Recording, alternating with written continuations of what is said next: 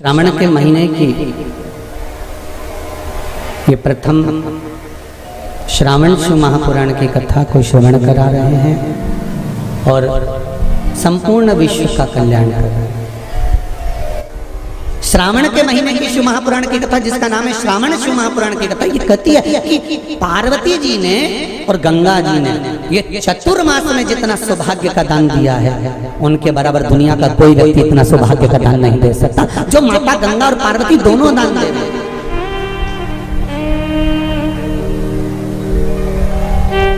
प्रतिदिन दे रहे हैं। और अब तो फैशन आ गया, तुम लोग जो सौभाग्य का दान देते हो प्लास्टिक की डलिया में देते हो, पर एक एक पुराण को उठा कर देख लेना, एक एक उद्यापन को उठा कर देख लेना, जितनी तुम कथा तुम्हारे घर में छोटी छोटी कथाओं की पोथियां पड़ी हो उनको उठा कर देख लेना, उसमें नहीं लिखा कि प्लास्टिक की डलिया में सौभाग्य की वस्तु का दान दिया जाता है। उसमें लिखा है बांस की पिटारी में, बांस की डलिया में सौभाग्य की वस्तुओं का दान दिया जाता है। क्यों? क्योंकि बांस वंश की वृद्धि करता है, बांस सौभाग्य की वृद्धि करता है और बांस अखंड सौभाग्य, जैसे बांस का पौधा बढ़ते चले जाता है, बढ़ते चले जाता है, उसी तरह बांस की डलिया में जब दान दिया जाता है, बांस की टोकनी में जब दान दिया जाता है तो ये भाव रखा जाता है कि तुम्हारा सौभाग्य ऐसे ही बढ़ता रहे। पर अब थोड़ा सा फैशन चेंज हो गया तो प्लास्टिक की डलिया, पर प्लास्टिक की नहीं। महाराज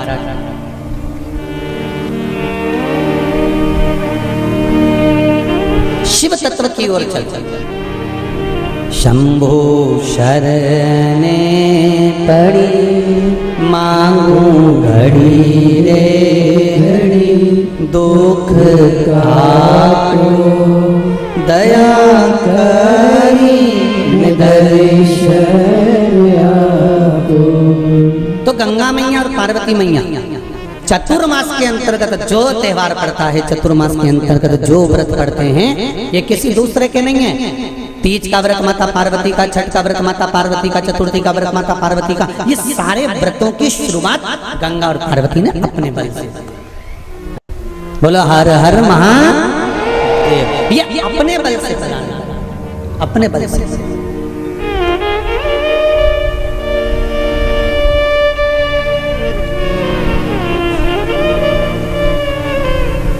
एक बार बाबा देवादिदेव महादेव भगवान शंकर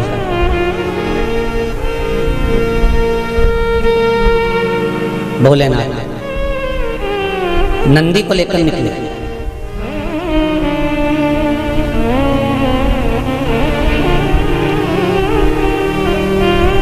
और नंदी को लेकर जब भोलेनाथ जी चले, बीच मार्ग में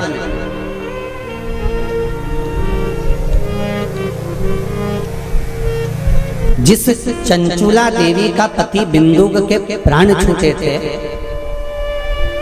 और जो चंचुला देवी माता पार्वती की सेवा में लगी हुई थी, वो चंचुला देवी का दर्शन भगवान शंकर को और शंकर भगवान का दर्शन चंचुला देवी को। अब देखिएगा जरा कथा पर विशेष ध्यान रखना। श्रावण महीने की शिव महापुराण की कथा कर रही है कि नारी का अखंड सौभाग्य कैसे रह सकता है।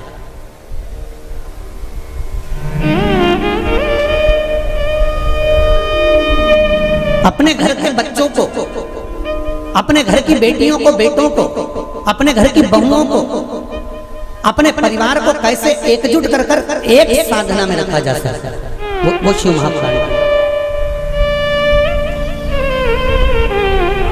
महाराज बीच में चंचुला देवी दिखी, नंदी पर बैठे बाबा भोलेनाथ चल चल चल और आराम से देवादिदेव महादेव जा रहे थे। नंदी अलमस्त होकर चल रहे थे, हाथ में बाबा के त्रिशूल त्रिपुंड, मस्तक पर भस्म रमाए हुए, जटाजूट बांधे हुए, मस्तक पर सुंदर चंद्रमा है और गंगा की धार बहते बहते देवादिदेव महादेव चंचुला के सामने आ गए। चंचुला वो जिसका पति बिंदु प्रेत योनि में पड़ा हुआ था और बेदब्य था, उस चंचुला ने धारण कर रखी थी, उसका पति जीवित नहीं था।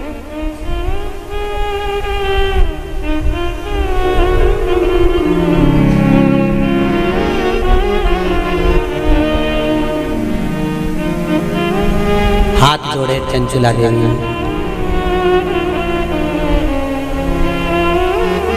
और निवेदन करा, महाराज भगवान शिव का जय महाराज, उसकी कृपा बिना संसार में कोई कार्य नहीं। मूल मंत्र का स्मरण करेंगे। बाबा देवाधिदेव महादेव से प्रार्थना करेंगे कि हे भोले बाबा, हे शंभु बाबा, हे कैलाशी, हे अविनाशी, हे ओघड़दाना, हमारे मन के मनोरथ को पूर्ण करें।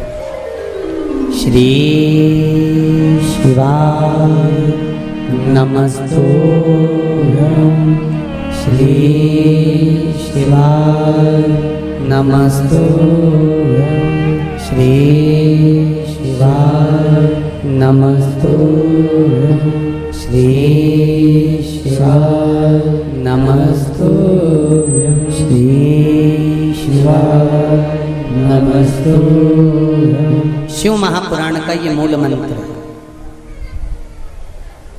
शंकर भगवान के पुराण तुम्हारे सम्मुख में है, भले आस्था चैनल पर कथा सुन रहे हो, फेसबुक यूट्यूब पर सुन रहे हो, चाहे एक वरेश्वर बाबा की पावन धरा पर ऑनलाइन शिव महापुराण की कथा को श्रवण कर, जहां बैठकर सुन रहे हो वह दिल से बाबा से अपने मन की बात इस मंत्र को बोलने के बाद अवश्य कह देना चाहिए, उससे विनती अवश्य करना चाहिए। तेरा ही दिया मैंने खाया पिया है, तेरा शुक्रिया है, तेरा शुक्रिया है। दिल से कहो, हम तेरे भरोसे पर कथा सुन रहे हैं, हम तेरे सहारे सुन रहे हैं और तुझे साधना है। और ये साधता भी वही है, कोई दूसरा नहीं साध सकता। महाराज तलवार के घाव को सुई पर निकाल देता है तो मेरा शंकर ही हो सकता है, इसके सिवाय कोई दूसरा नहीं। तलवार के घाव को अगर सुई पर निकाल रहा है तो वो शिव है।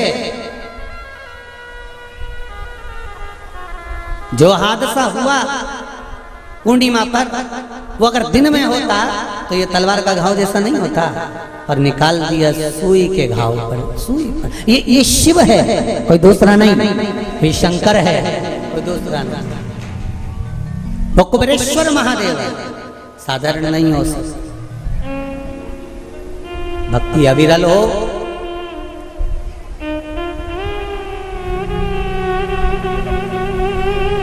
चारों तरफ लोगों ने कह दिया, कोई कहे 50 चले गए, कोई के 20 चले गए, कोई के 40 चले गए, कोई के ऐसा हो गया, कोई कहे वैसा हो गया। पर प्रकृति के आगे कुछ नहीं। कब कोरोना महामारी आकर चली जाती है, कब हवा तूफान आकर चले जाता है, किसी को नहीं। ये तो शिव है जो साधा। चंचुला आपने मेरा मार्ग क्यों रोक दिया? भगवान देवाधिदेव महादेव ने पूछा।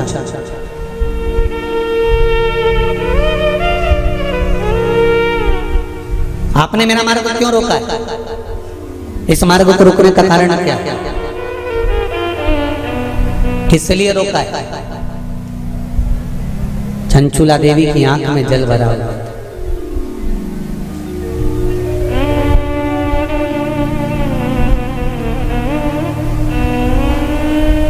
मैं बेधव्य हो गई हूं।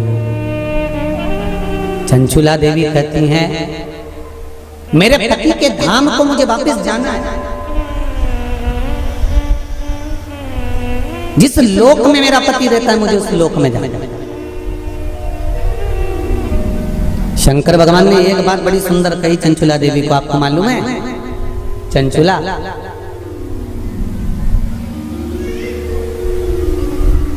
देवता भी बैकुंठ में बैठकर सुखी नहीं है।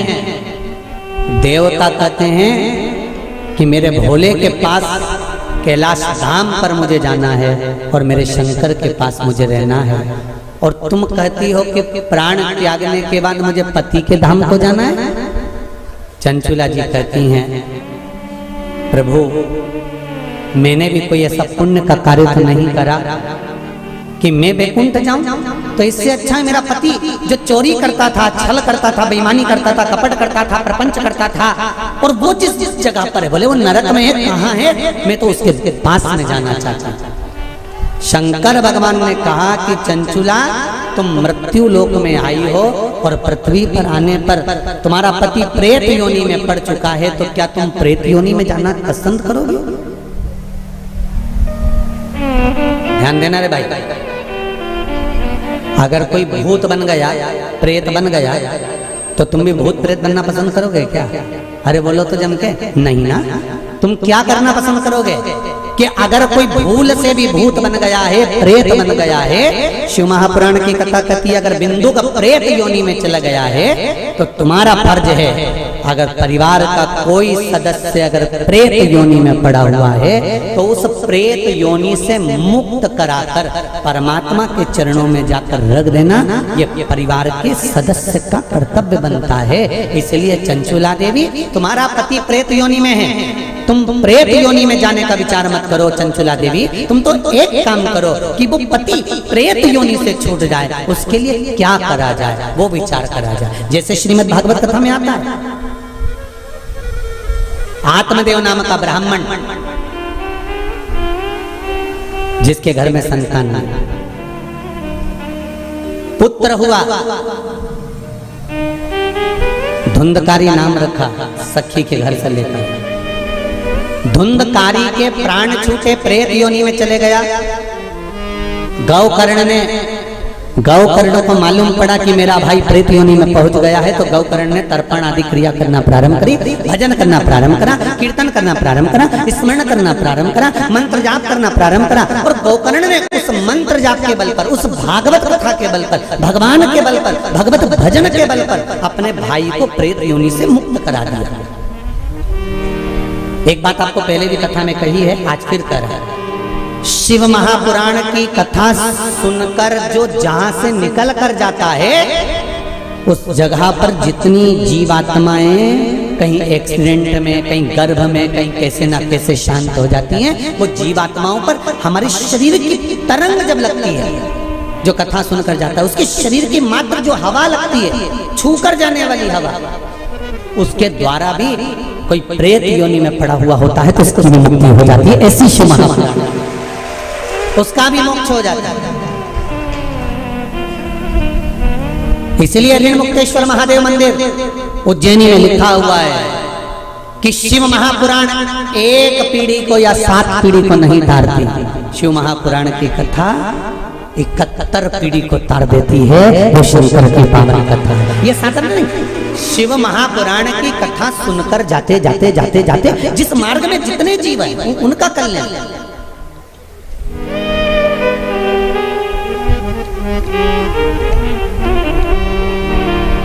इतना तो करना स्वामी जब प्राण तन से निकले। मरना निश्चित है, प्राण छूटेंगे ये निश्चित है, कब छूटेंगे ये पक्का पता नहीं, किसकी कितनी उम्र है ये मालूम नहीं है।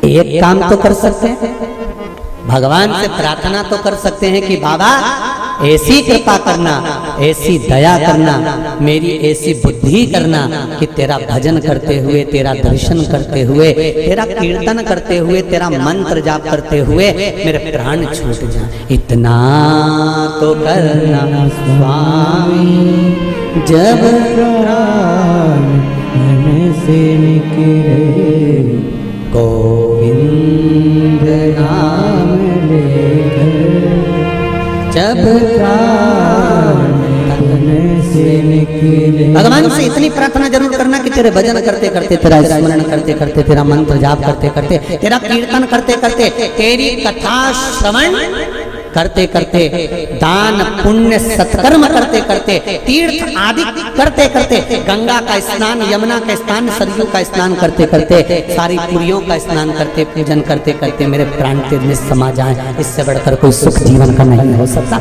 इससे बढ़कर कोई आनंद नहीं हो सकता।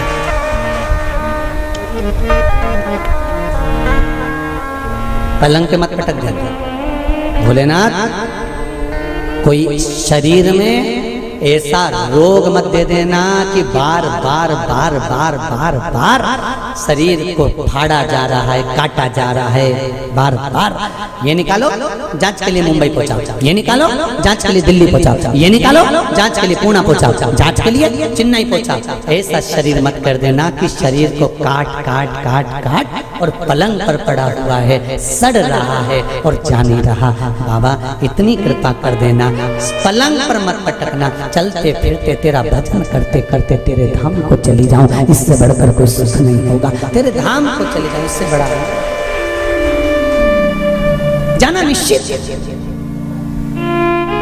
पर तेरे भजन के बल पर।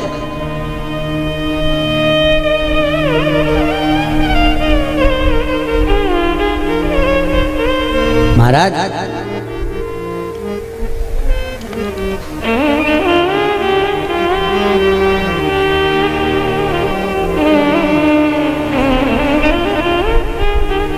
चंचुला देवी से भगवान शंकर कह रहे हैं कि तुम कहती हो कि मेरे प्राण छूटकर मैं पति लोक में जाऊं, जहां पर मेरा पति रह रहा है।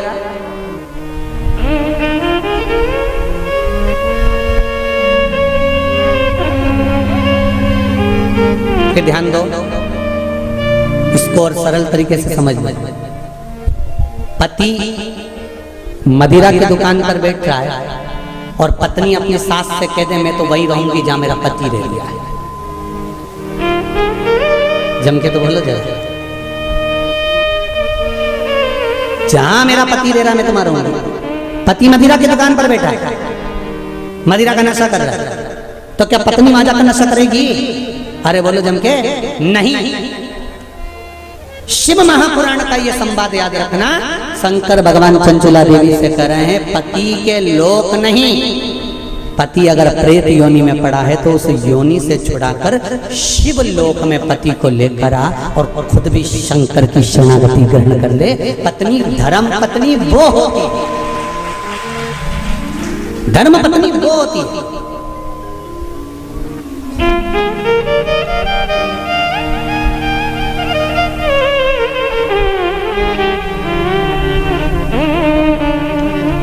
नहीं,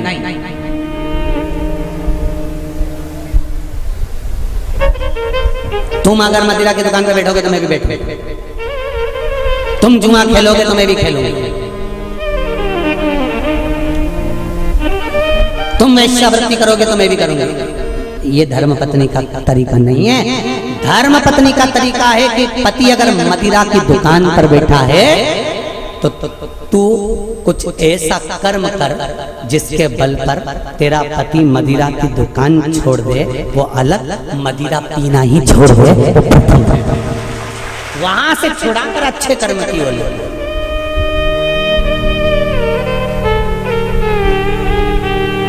ये दुबे जी भी बैठे हैं कथा में और ये बोरबन जी भी बैठे होंगे महाराज, और ये सत्यता की बात कर रहे हैं हम दुबे जी को भी और रामकिशोर जी। तुमसे ज्यादा कथा करवाने का भाव तुम्हारी धर्म पत्नियों ने ही प्रेरित करा होगा, ये निश्चित है। ये हम ये भाव से, क्योंकि पति को सतमार्ग तक लेकर जाना, पति को सतमार्ग की ओर प्रेरित करना। और आज भी कमी नहीं है, सावन का महीना चल रहा है, आज भी जितने लोग आस्था चैनल पर कथा सुन रहे हैं, फेसबुक यूट्यूब पर कथा सुन रहे हैं, मेरा विश्वास कहता है कि घर की माताएं, घर की धर्म पत्नियां अपने पति से एक बार तो कहती होंगी, सुनो जी सावन का महीना चल रहा है, आज अपनी छुट्टी है, एक काम करते हैं 2 लोटा पानी लेते हैं और ले जाकर समर्पित कर देते हैं। सुनो आज छुट्टी है, एक बेलपत्र बाबा को चढ़ा देते हैं। आज छुट्टी है, एक काम करते हैं, हो सकता है सोमवार के दिन हमको ऑफिस जाना पड़े, हो सकता है सोमवार के दिन हमारा वर्किंग डे रहे, इसलिए काम करते हैं रविवार आ रहा है, शनिवार आ रहा है, कोई छुट्टी का दिन आ रहा है, अपन एक काम करते हैं शंकर का अभिषेक करवा लेते हैं। किसी ब्राह्मण को घर में बुलाएं, शिव जी का अनुष्ठान करवा लें, शंकर का अभिषेक करवा लेते हैं, पूजन करवा लेते हैं। एक काम करते हैं, चलो अपन शिव के धाम चलते हैं। ये धर्म पत्नी अपने पति को प्रेरणा देकर कहीं ना कहीं सतमार्ग की ओर जोड़ देती है, उसको धर्म पत्नी कहते हैं। वो तो कहीं कहीं की ऐसी जगदम्बा होती है,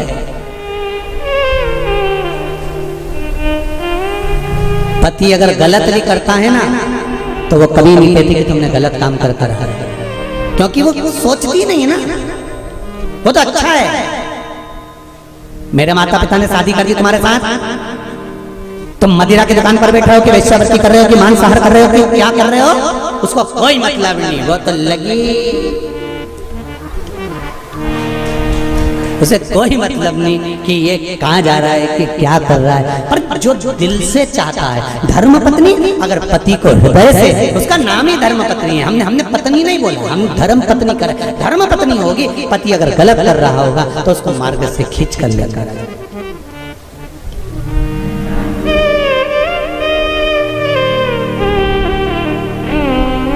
अब देखिए कितना सुंदर संवाद। चौसर खेल रहे थे पांडव चौसर खेल रहे थे। द्रौपदी से पूछा गया, क्यों द्रौपदी, तुम्हारे पति जुआ खेल रहे थे और तुमने उसको मार्ग नहीं दिखाया, सतमार्ग नहीं बताया। तुम धर्म पत्नी हो द्रौपदी, सतियों की गिनती में आता है तुम्हारा नाम, और तुम तुम्हारे पतियों को गलत मार्ग से निकाल कर नहीं लाई। द्रौपदी कहने लगी, मुझे तो मालूम ही नहीं था।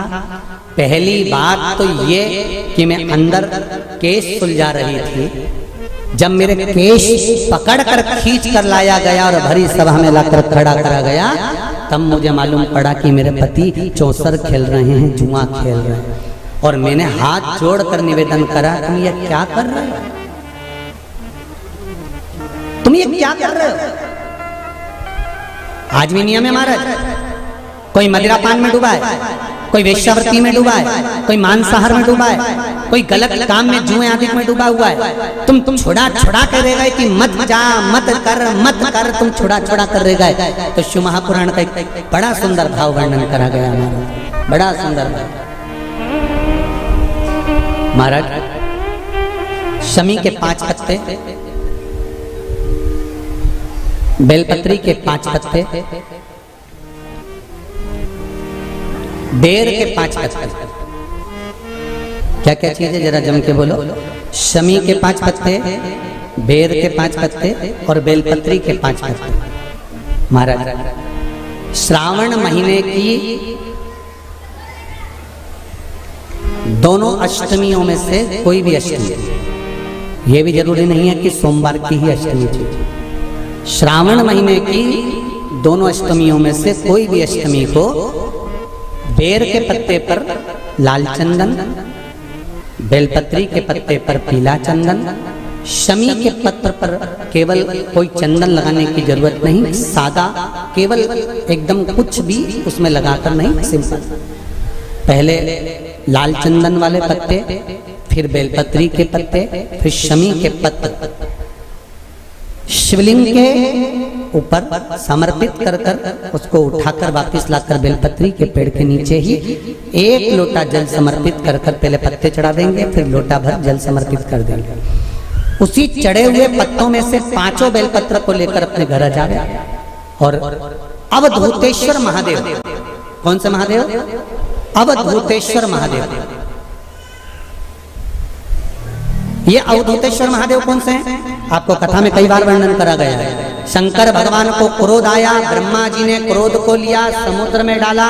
उस रूप को क्रोध का एक रूप था, क्योंकि जो मदिरा पान करने वाले होते हैं, व्यसन करने वाले होते हैं, गलत काम करने वाले होते हैं, इनको सुधार कर जाओ। जितना तुम समझाओगे ये उतना कबूल होंगे। तुम बच्चों से कहोगे गलत लड़के के साथ रह रहा मत रहे, तो और ज्यादा क्रोध करेगा, और चिड़चिड़ करेगा, और अपशब्द कहेगा। तो ये क्रोध को संयमित कर देगा। अवधूतेश्वर महादेव,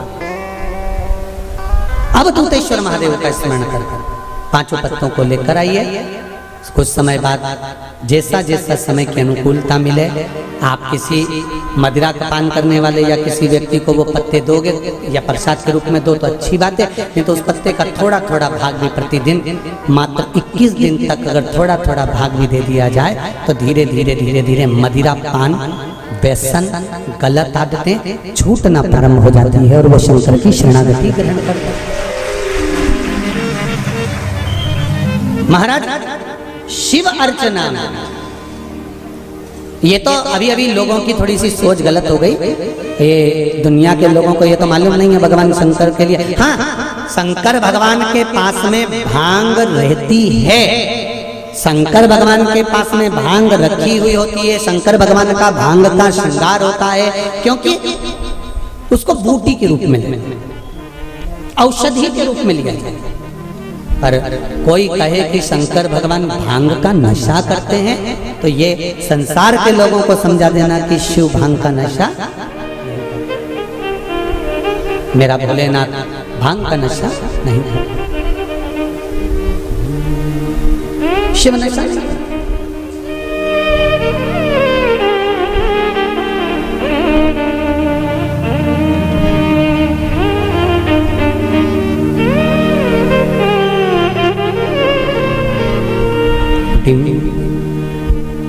महाराज शिव भांग का नशा, शंकर औघड़ी, मेरा भोलेनाथ औघड़ दानी, और मेरा शिव जब औघड़ी, मेरा शंकर जब भोलेनाथ औघड़ी, जितनी वस्तुओं को धारण करता है ये सब औषधि के रूप में प्रयोग में, सब औषधि। शिवाय नमस्तुभ्यं, श्री शिवाय नमस्तुभ्यं, श्री शिवाय नमस्तुभ्यं। हर हर महादेव। शिव कथा कर रहे महाराज, भगवान शंकर का अनुमोदन कर रहा है, स्मरण कर रहा है। कथा कहती है यदि गलत मार्ग पर पति गया है तो उसको सत मार्ग पर लेकर आए, सत मार्ग की ओर लाने का प्रयास कर। चंचुला देवी, आपका पति प्रेत योनि में पड़ा हुआ है और आप कहती हो कि प्रेत योनि में मुझे जाना है, पति के लोक में मुझे जाना है, ये श्रेष्ठ नहीं।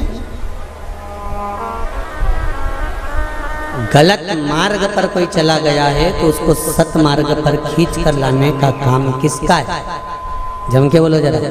धर्म पत्नी का है कि अगर पति गलत मार्ग पर चले गया तो उसको खींच कर लिया।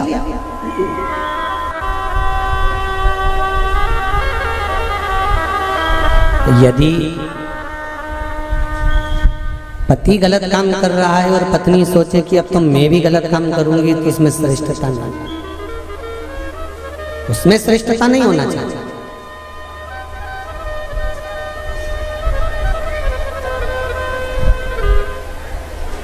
अब मेरे उघड़दानी मेरे भोलेनाथ ने कहा, चंचुला तुम्हारा पति प्रेत योनि में पड़ा हुआ है, केवल एक धर्म पत्नी ऐसी होती है जो पति को प्रेत योनि से भी छुड़वा सकती है। श्रावण शिव महापुराण की कथा बड़े ध्यान से सुनना मेरी जीजियों, स्मरण करिएगा जरा कि धर्म पत्नी में वो बल होता है कि पति को प्रेत योनि से भी छुड़ाकर बाहर कर सकती है। धर्म पत्नी, धर्म पत्नी। अब चंचुला देवी ने पूछा मैं क्या करूं?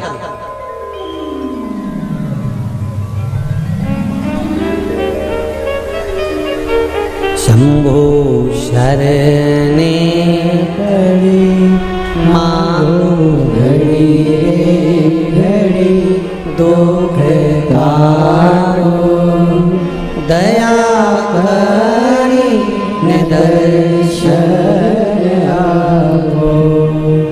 चंचुला देवी पूछ रही है कि मुझे करना क्या है। पति को प्रेत योनि से कैसे मुक्त किया जा सकता है? ध्यान से सुनना रे भाई। कई लोग कहते हैं कि श्राद्ध पक्ष आ गया, ये कर लेना चाहिए तो प्रेत योनि से मुक्ति हो जाएगी। पितरों की शांति के लिए ये कर लेना चाहिए तो पितृ मुक्त हो जाएंगे। पहले तो एक बात अच्छे से समझ लो, पितृ मुक्त नहीं होते, उनकी शांति होती है। क्या होती है? जम के बोलो जरा। उनकी शांति होती है। जब आप किसी तीर्थ में स्नान कर रहे हो, जब आप किसी तीर्थ में हो, स्नान कर रहे हो, पुण्य कर रहे हो, सत्कर्म कर रहे हो, भजन कर रहे हो, कीर्तन कर रहे हो, मंत्र जाप कर रहे हो, तो उसका एक अंश, एक भाग हमारे पूर्वजों के खाते में, हमारे पितरों के खाते में जाता है, तो उनके खाते में पहुंचता है, ये निश्चित है। आपने किसी ब्राह्मण को भोजन कराया, भले आपने पितरों के निमित्त नहीं जिमाया, कोई ब्राह्मण को एक गिलास पानी पिलाया, भले आपने पितरों के निमित्त नहीं पिलाया, पर आपका एक अंश उसके खाते में चला जाएगा। उससे क्या होगा? पितरों की शांति। और समझ लो, गया जी में पिंडदान कर देने से क्या पितृ मुक्त हो जाते हैं? बद्रीनाथ जाकर कपाल क्रिया करने से क्या पितृ मुक्त हो जाते हैं?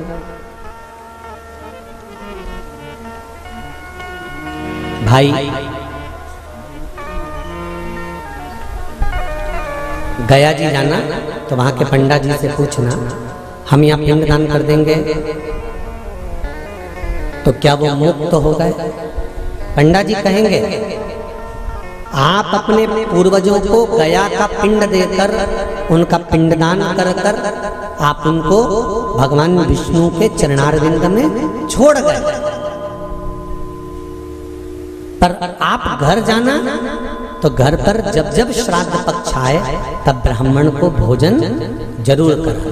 भले तुम भूख मत देना, कौवे का मत निकालना, पर एक काम जरूर करना कि ब्राह्मण भोज कराना। उससे क्या होगा? 16 श्राद्ध में जब हमारे पितरों को, हमारे पूर्वजों को पितृलोक से छोड़ा जाता है, तो वो सबसे पहले जिस घर में रहे होते हैं, जहां उनका पिंड घर में दिया होता है, जहां रहे होते हैं, सबसे पहले वो वहां आते हैं, सबसे पहले वहां आएंगे। और अगर तुमने उनकी तिथि पर, उनके वार पर अगर आपने भोजन करा दिया है, तो उनकी मुक्तता नहीं, उनकी शांति हो जाती है।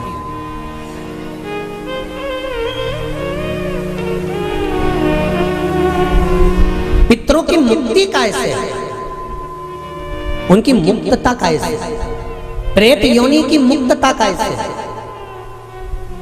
तो कहा, जैसे भगवान का नाम लेने वाला व्यक्ति दूसरा जन्म नहीं पाता, उसी तरह भगवान का जो भजन करते हैं, कीर्तन करते हैं, मंत्र जाप करते हैं, या शिव महापुराण की कथा, राम कथा, भागवत कथा, विष्णु पुराण आदि जितनी भी पुराण हम श्रवण करते हैं, हमारे श्रवण करने का एक भाग हमारे पितरों के खाते में जाता है, तो उस कथा के फल से उनकी मुक्ति हो जाती है। उनकी कथा के फल से मुक्तता। प्रेत योनि से मुक्त हो गया धुंधकारी, बिंदुक प्रेत योनि से मुक्त हो गया। काय से हुआ? शंकर का स्मरण, शिव महापुराण की कथा का रसतत्व ग्रहण करना, राम कथा, भागवत कथा का मात्र स्मरण करना, उससे मुक्त था।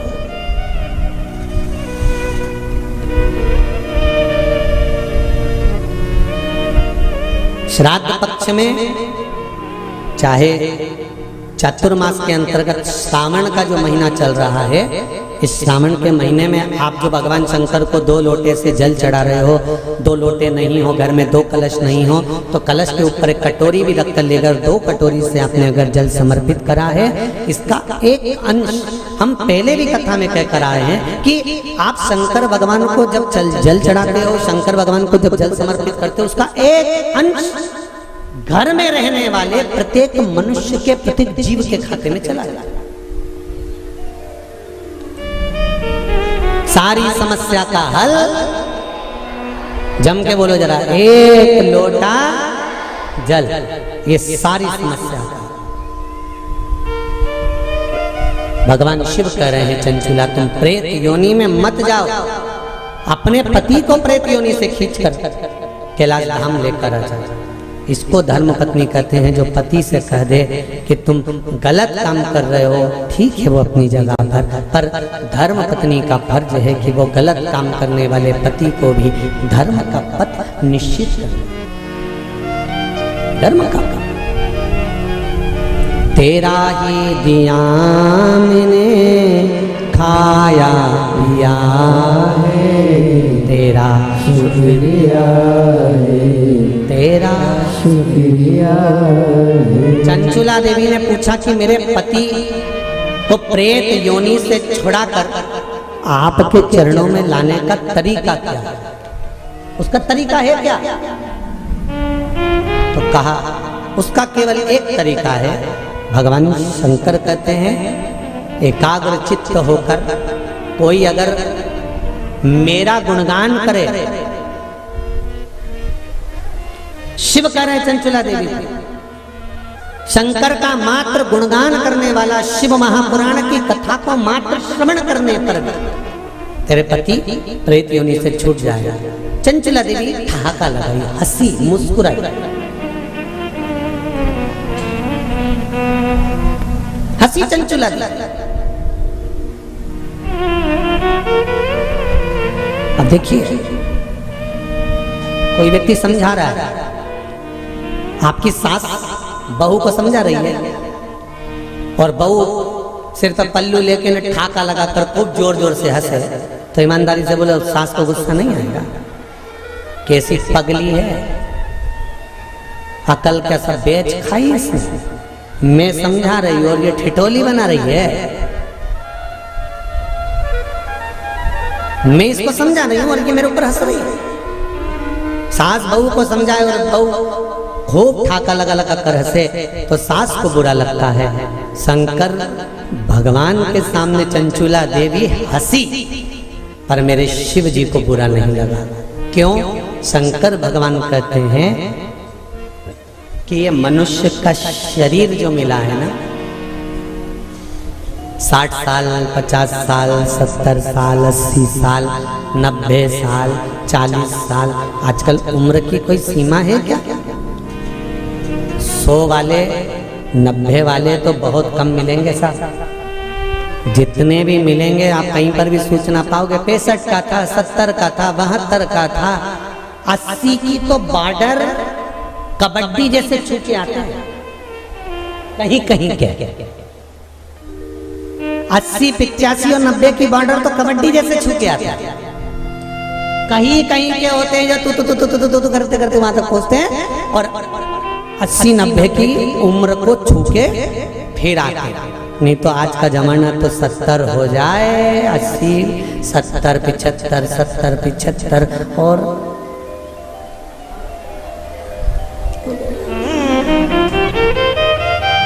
और बीच में कोरोना जैसा आ गया तो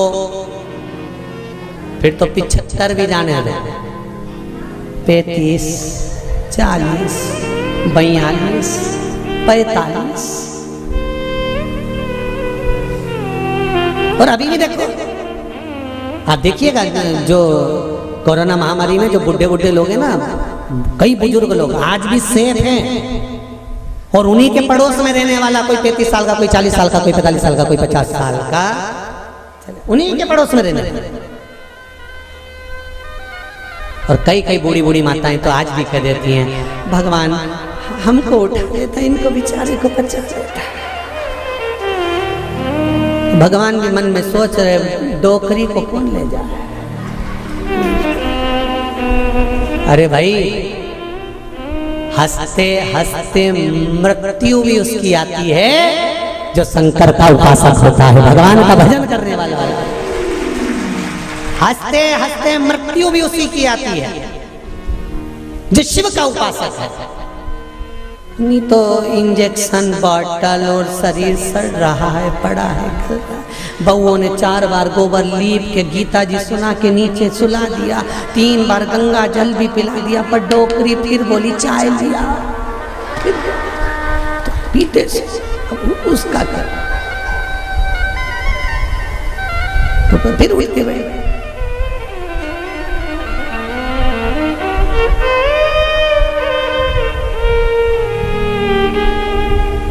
अरे भाई, तुमको अगर बगीचे का सबसे सुंदर फूल पसंद है, तुम एक से बढ़कर एक बगीचे में गए पर फूल वही तोड़ते हो जो तुम्हें पसंद आता है।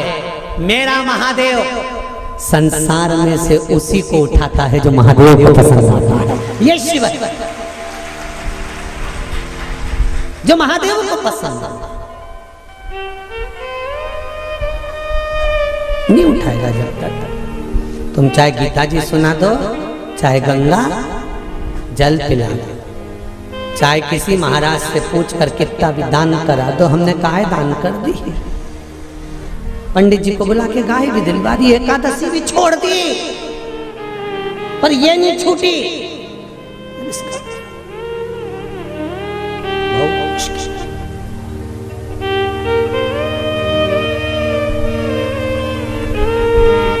चंचुला ने ठाका लगा दिया नंदी पर। मेरे भोलेनाथ है, मेरे शंकर नंदी पर विराजमान। और जो चंचुला देवी हंसी ना, शंकर जी प्रसन्न हो गए।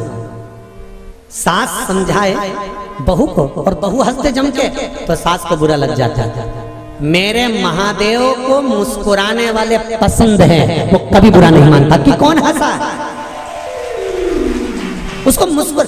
इसलिए आपको कथा में कहा, आपके पास में अगर एक लोटा जल नहीं है, बेलपत्र नहीं है, आपके पास में चावल का दाना नहीं है, फूल नहीं है, तो क्या कहा था, शंकर जी के मंदिर में जाना और उसको देखकर एक स्माइल कर कर मुस्कुरा कर भी आ जाना। शंकर जी भी समझेंगे इतना दुख इसकी जिंदगी में है तो वो भी मुस्कुरा रही है, तो पार्वती जी भी कह देगी चिढ़ा रही है, काय का मुस्कुरा रही है, वो चिढ़ा के कह रही है कि दुख तुमने दिया है तो मिटाओगे भी तुम, इसलिए मैं मुस्कुरा रही हूँ कि मेरे दुख को मिटा देना। जैसी प्रसन्न होकर मैं आई हूँ तुम्हारे मंदिर में, ऐसी प्रसन्न कर कर भेजना, ऐसी प्रसन्न।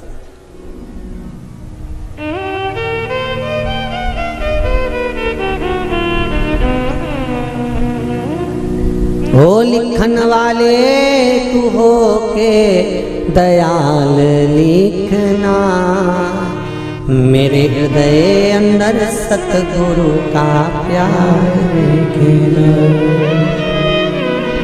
हाथों पे लिखना सेवा गुरु की, पाँवों पे गुरु जी का द्वार लिखना, मेरे हृदय अंदर सतगुरु का प्यार लिखना। नैनों में लिखना दर्शन गुरु के, शिव रूपी गुरु मिल जाए तो दर्शन। होठों पे शिव जी का नाम लिखना, मेरे हृदय अंदर सतगुरु का प्यार लिखना। इन शब्दों में मेरे गुरु शिव रूपी गुरु का नाम, शंकर का नाम, इससे ज्यादा मुझे कुछ नहीं चाहिए, इससे ज्यादा मुझे कुछ नहीं। चंचुला देवी हंस ली, मुस्कुराई, ठाका लगाया, शंकर जी को पसंद आया। अब और अच्छी बात सुन लो, बहुत अच्छी बात है, श्रावण शिव महापुराण में मिली है। वो तो ये दोनों जजमान थोड़े दमदार अच्छे मिले हैं ना, तो कथा का भी एक आनंद श्रावण के महीने में मिल रहा है। जरा देखिए, जरा सुनिएगा। सारे राक्षसों की कथा निकाल लो तुम आज घर पे जाकर, रावण को निकालना। जब जब राम के सामने आता था तो ठाका लगाता था कि नहीं लगाता था, बोलो जम के सही है कि गलत है। कंस कृष्ण भगवान के सामने आता था तो ठाका लगाता था कि नहीं लगाता था, जाने दो।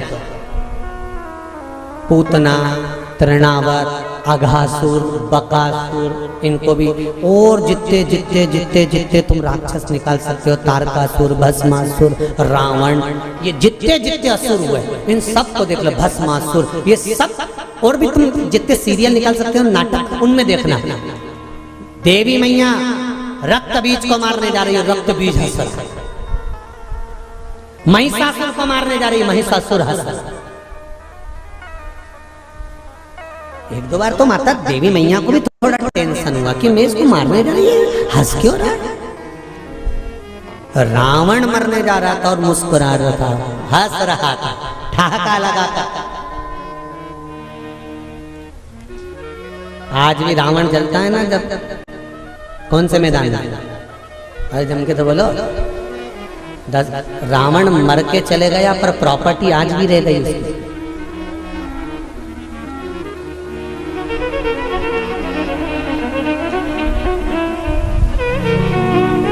रावण चला गया था पर पूरे भारत में प्रॉपर्टी आज भी रावण के नाम से है। तुम्हारे जिस जिस नगर से तुम आए हो वहां पे आज भी मैदान का नाम, जरा जम के बोलो, दशहरा मैदान। तुम्हारे यहाँ राम जी की प्रॉपर्टी, राम जी को सिद्ध करने में सालों लग गए थे, अयोध्या मेरी है, और रावण लंका में रहने के बाद भी भारत में कह के चले गए दशहरा मैदान मेरा है। तुम्हारे नगर में कोई राम मैदान है? अरे बोलो तो, कृष्ण मैदान है? नहीं, पर पूरे भारत की भूमि पर हर गांव नगर शहर में एक मैदान जरूर मिले, दशहरा मैदान। इसलिए तो रावण हंसता था, मुस्कुराता, प्रसन्न होता, आनंदित होता। तो किसी ने रावण से पूछा, क्यों रे तू तो निपट गया, फिर प्रॉपर्टी भारत में क्या कर रही थी? रावण जहां जले उसका नाम दशहरा मैदान। राम जी का आज तक कोई मैदान नहीं, के राम मैदान, दशहरा मैदान। रावण से पूछा गया कि ये तेरा मैदान आज तक क्यों है? रावण बोला, ये मेरे मुस्कुराने का कमाल है। ये मैं जो मुस्कुराता था ना, उसमें मेरा भोलेनाथ कायल हो जाता था। बस इसीलिए कहते मुस्कुराने में सब कुछ छुपा हुआ, सब कुछ।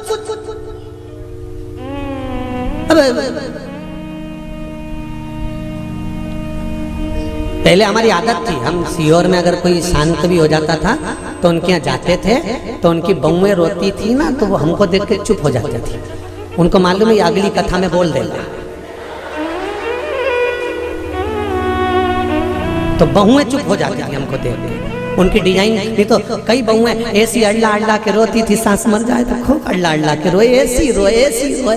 तो मन में बाद में तो आता ही था कि बताओ, हमको काकी मिली थी और पहले कह रही थी कि मैंने 3 दिन से इनसे कह रही कि मेरे को गर्म चाय दे दिया करो। जब बेटों की चाय बनती है तब मुझे चाय देने आती है, तब तक चाय भी नहीं देती, और आज अल्लाह अल्लाह के रो रही है। तो बोलो याद आएगी कि नहीं आएगी? तो अब रोने से कौन सा फायदा है? इसीलिए निवेदन है, 25 लाख की गाड़ी में बैठने वाले भी एक दिन 25 रुपए के लोटे में भर के गंगा जी चले जाता था।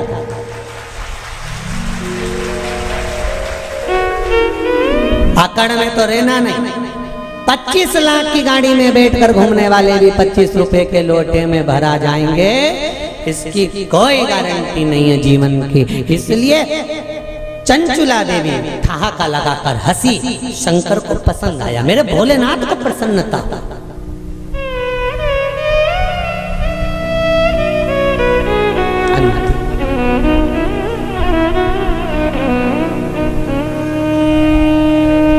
मृत्यु की घड़ी में मौत तुम्हारे सामने खड़ी है और तुम्हारे चेहरे पर स्माइल होगी ना, तो यमराज भी टेंशन में आ जाएगा कि ये हंस क्यों रही है। तुम रास्ते से निकल कर जाओ, एक प्रैक्टिकल छोटा सा करके देखना, तुम रास्ते से निकल कर जाओ, जाते जाते जाते जाते थोड़ा सा मुस्कुरा कर चले जाओ, तो 4-6 दुकान वाले टेंशन में रहेंगे। बोलो सही है कि गलत है?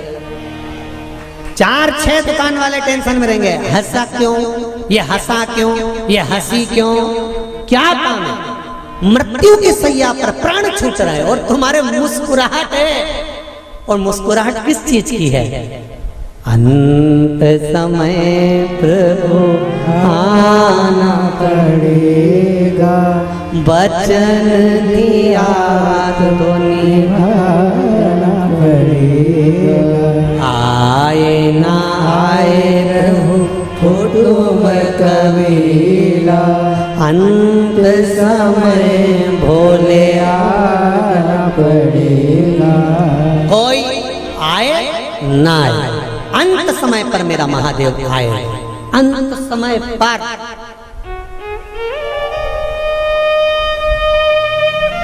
मृत्यु की घड़ी पर अगर मुस्कुरा भी रहे हो ना आखिरी में, तो यमराज को चिंता लग जाए।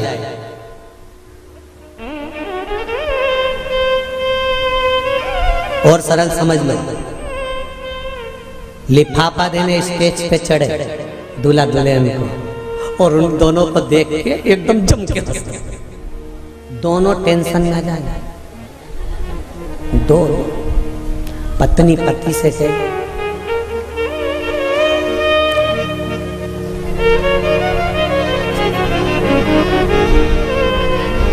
फिर पति भी कहेगा,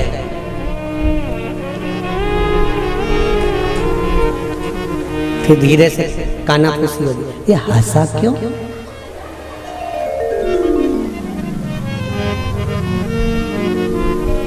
और फिर वो दूसरी बार आए और फिर जम के तो पूछोगे कि नहीं पूछोगे? इधर आ रहे हो बेरू, इधर इधर ये बता कि तू स्टेज पे आता है और बहुत तेज हंस के जाता है, बात और टेंशन दोनों को है, बात क्या?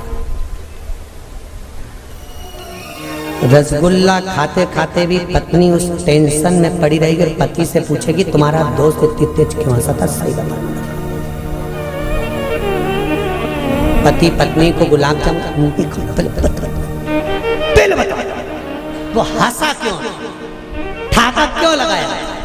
अंत समय में अगर चेहरे पर प्राण छूटते समय भी मुस्कुराहट होगी तो यमराज भी शंकर जी के पास जाकर पूछेगा कि इस मुस्कुराहट का कारण क्या है। शंकर जी कह देंगे ये मेरा भक्त है, मुस्कुराता रहता, इसके चेहरे पर स्माइल है, ये मुस्कुराता रहता। मृत्यु तो आना है, निश्चित है, पर मौत में भी जो प्रसन्न रह गए वो संत, वो साधु, वो सन्यासी, वो तपस्वी ही हो सकता है।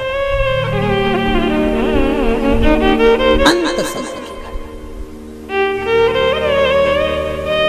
अब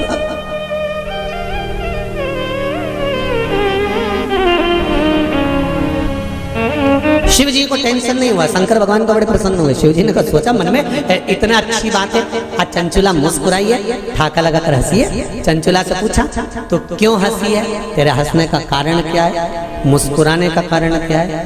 चंचुला देवी कहती है मेरे मुस्कुराने का एक कारण है, आप अगर मुझे मार्ग बताते हैं कि पति के लोक नहीं जाना है तो मैं पति के लोक नहीं जाना चाहती।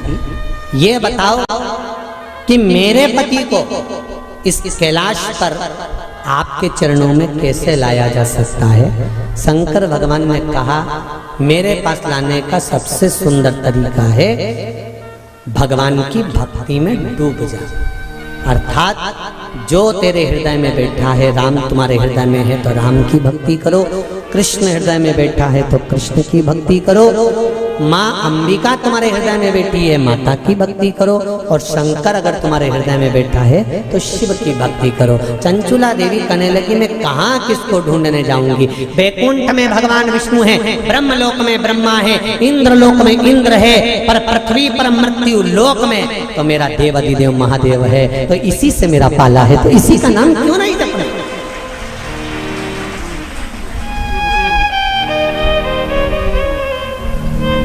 शिव का नाम क्यों ना जप?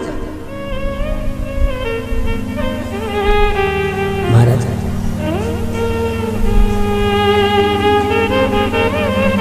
मेरे भोले तेरा सहारा है, मेरी नैया का तू किनारा है।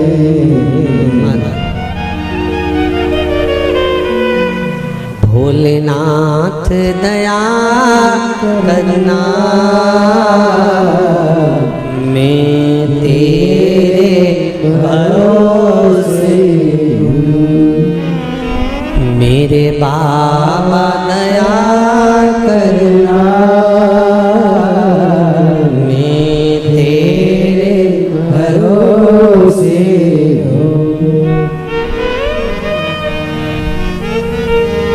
उसके भरोसे हैं भाई। कोई किसी का साथ नहीं देता, साथ देने वाला केवल एक होता है, वो देव अधिदेव महादेव होता है। कोई साथ नहीं देगा।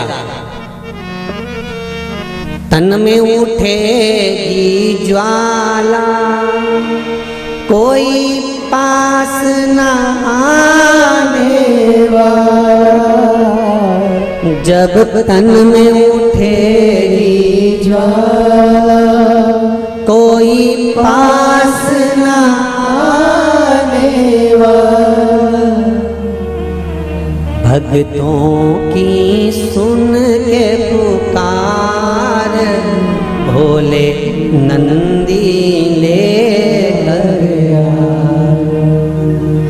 मेरे दीन बंधु भगवान रे, नंदी पर चढ़े कर आजा, जब आए मरण का मौका, कहीं हो ना जाए धोखा, जब आए मरण का मौका, कहीं हो ना जाए धोखा, मेरे प्राण छूटे भोलेनाथ हो, तुम नंदी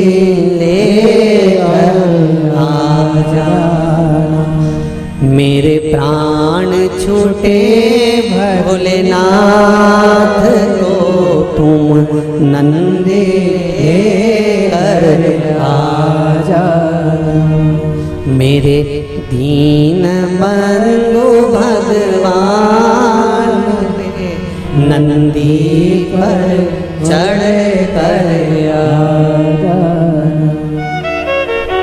जब आए मरण का मौका, कहीं हो ना जाए धोखा, जब आए मरण का मौका, कहीं हो ना जाए धोखा, मेरी सैया छूटे भोलेनाथ तो, तुम नैया ले कर आना, मेरी सैया छूटे भोलेनाथ तो, तुम नैया ले कर आना, मेरे दीन बंधु भगवान नंदी पर चढ़ कर आजा। अंत समय कौन आने में, कौन पालेगा संबंध?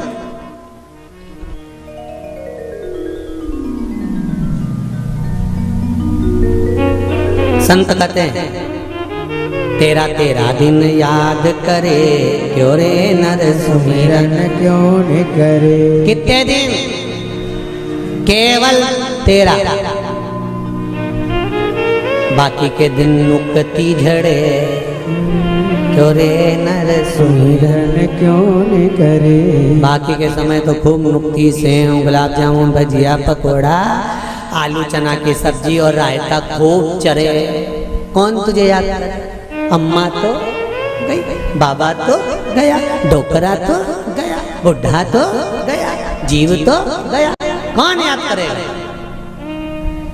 याद किया जाएगा जो तुमने भजन करा, जो तुमने स्मरण करा, जो तुमने दान करा, जो तुमने पुण्य करा, वो तुम्हारे साथ गया। दुनिया याद रखे चाहे ना रखे, मेरा देव अधिदेव महादेव जरूर याद रखेगा कि तूने कीर्तन किया है, तूने मंत्र जाप किया, तूने स्मरण याद। चंचुला कह रही है भोले बाबा शंभुनाथ हे त्रिकालदर्शी है कैलाशी है अविनाशी, आप हो मेरे पति के धाम में, अब मुझे नहीं जाना, मुझे पति लोक में नहीं जाना, क्योंकि मेरा पति तो प्रेत योनि में पड़ा हुआ है। उस योनि से मुझे मुक्त करा कर लाना।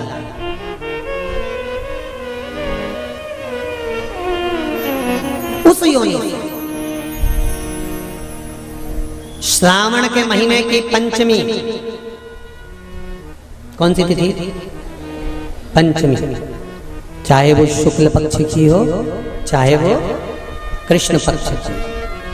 श्रावण महीने की पंचमी के दिन शंकर भगवान पर जिस जिस परिवार के व्यक्ति का कांवड़ जल हमने बताया है आपको, जरूरी नहीं है कि डंडा बांधकर 2 कावड़ के जल के लोटे लेकर जाओ, आप अपने हाथ में भी 2 पात्र लेकर जा सकते हैं।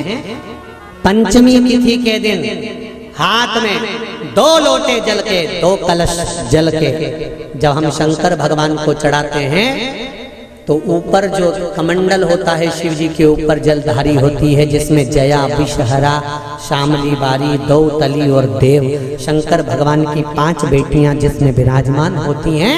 जब हम जल समर्पित करते हैं, हमारे पीढ़ी में, परिवार में अगर कोई अधोगति में मर गया होता है, कुंवारी अवस्था में चले गया होता है, गर्भ में मर गया होता है, गर्भ के बाहर निकल कर भी अगर कुंवारी अवस्था में चले गया होता है, तो श्रावण महीने की दोनों पंचमी पर परिवार का अगर कोई एक व्यक्ति भी जल चढ़ा देता है शंकर भगवान पर, तो सर्प की योनि में नहीं पड़ता, जीव मुक्त हो जाता, प्रेत योनि में सर्प की योनि से मुक्त हो जाता।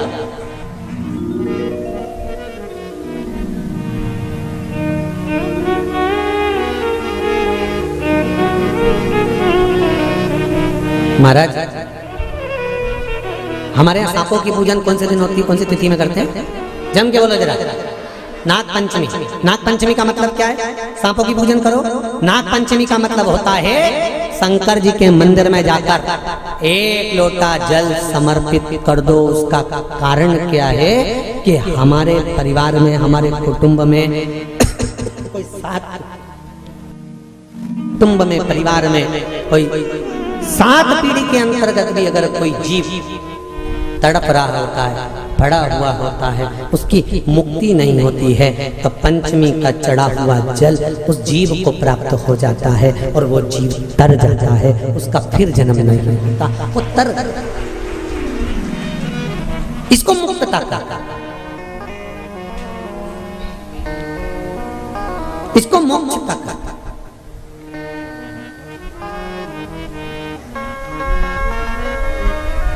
ये मुक्ति, ये मोक्ष, इसी को कहेंगे कि ये मुक्तता है।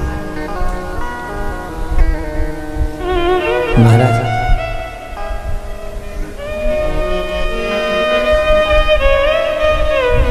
चढ़ाते हो आप लोग पंचमी के दिन, चाहे नाग पंचमी हो, चाहे श्रावण महीने की शुक्ल पक्ष की, चाहे कृष्ण पक्ष की पंचमी हो,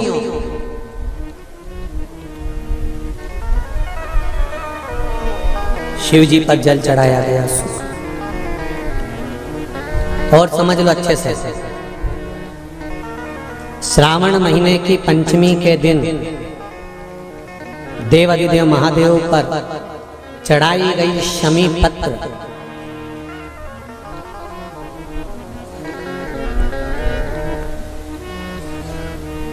शंकर भगवान पर चढ़ाई गई शमी पत्र आस्तिक मुनि का नाम लेकर, कौन से मुनि? आस्तिक मुनि का नाम लेकर शमी पत्र को वापस उठाकर उसको अपने दरवाजे की चौखट पर कहीं पर भी या द्वार पर कहीं पर भी एक ओर रख देने पर घर के अंदर, बगीचे के अंदर सर्प प्रवेश नहीं करता। ध्यान रखिए, सर्प प्रवेश नहीं करेगा। शमी पत्र समर्पित करने पर, उस शमी पत्र को आस्तिक मुनि का स्मरण करने, कौन से मुनि है? आस्तिक मुनि का स्मरण करने पर भीतर घर के अंदर बगीचे में सर्प भी प्रवेश नहीं। उस शमी पत्र में जया, विषहरा, श्यामलीवारी, दौतली और देव, ये पांचों कन्याओं का भाव प्रकट हो जाता है और वो कन्याएं हमारे घर के द्वार की रक्षा करती हैं। तुम्हारे घर की बहन बेटी क्या करती है? तुम्हारे घर की बहन बेटियां क्या करती हैं? घर में बहन बेटी आती हैं तो बद्दुआ देकर नहीं जाती। घर में कन्याएं रहती हैं, बद्दुआ नहीं देती। घर की बेटियां जब दरवाजा छोड़कर शादी कर वाले दिन, विदाई के दिन अगर जाती भी हैं तो बेटियां हाथ में धान भरकर फेंक कर जाती हैं कि मेरा मायका खूब फले फूले आगे बढ़े। छापे लगाकर चली जाती हैं कि हमने हमारी जीवन की सारी दौलत, जीवन का सारा सुख अपने मायके में दे दिया है। वो बेटियां होती हैं। तो जया, विषहरा, श्यामलीवारी, दौतली, देव, ये उस घर में निवास करती हैं जिससे ये घर में हम रक्षा कर सकते, रक्षा कर सकते। श्रावण शिव महापुराण की कथा में, कल की कथा में एक वर्णन आएगा, उसको ध्यान से सुनिए।